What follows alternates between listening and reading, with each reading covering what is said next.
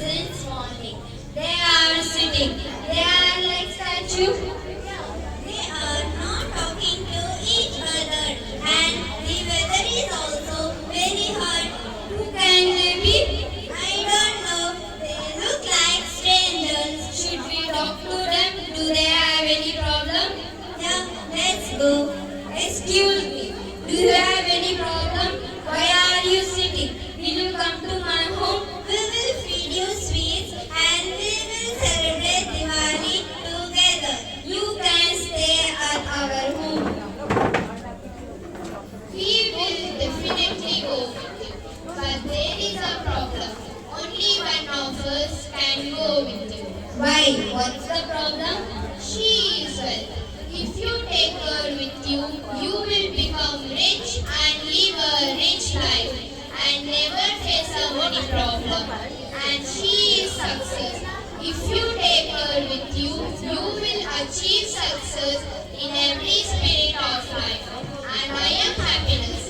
If I go with you, there will be in your home happiness, love and peace. Now you need to decide who do you want to take to your home. Okay, let me discuss with my friend. I want one. You know money is very important. I want to buy mobile, car and book. So let's take one. No, yeah, I think happiness is a better option. Okay, now let's go. Tell me, what is your final decision? Whom do you want to take to your home? We are totally confused, but finally we have decided to take happiness. But why? Because happiness is the only thing which we can't buy from wealth and success. I know many people who have lot of money and success. They are not happy with their lives.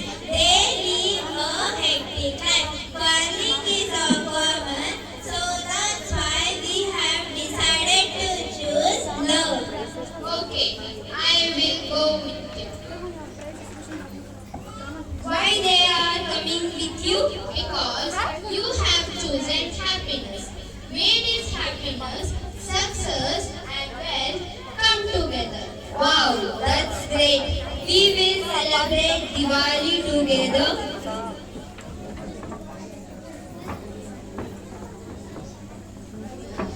Thank you.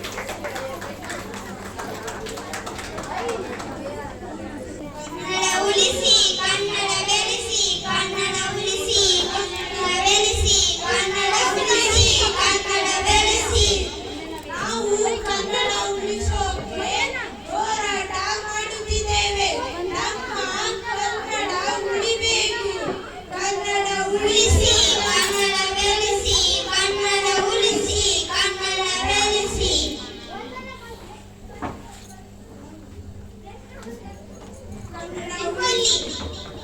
ನಿಂತ್ಕೊಳ್ಳಿ ಕನ್ನಡ ಉಳಿಸೋದಕ್ಕೆ ದೇಣಿಗೆ ಕೊಡಿ Kannada I don't know Kannada ಏನು ಕನ್ನಡ ಗೊತ್ತಿಲ್ವಾ ಏನು ಕನ್ನಡ ಬರಲ್ವಾ Facebook ಕಾಲ್ ಮಾಡು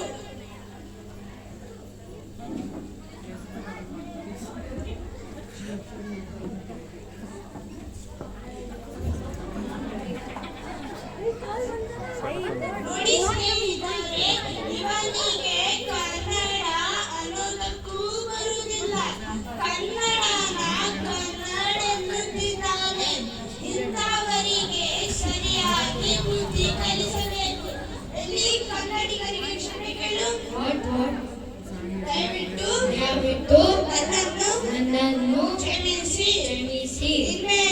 ಇನ್ಮೇಲೆ ಕನ್ನಡ ಅನ್ನುತ್ತೇನೆ ನಡಿ ಏನು ಹಂಗೆ ಹೋಗುತ್ತಿದ್ದೀಯಾ ಮಣಿಯ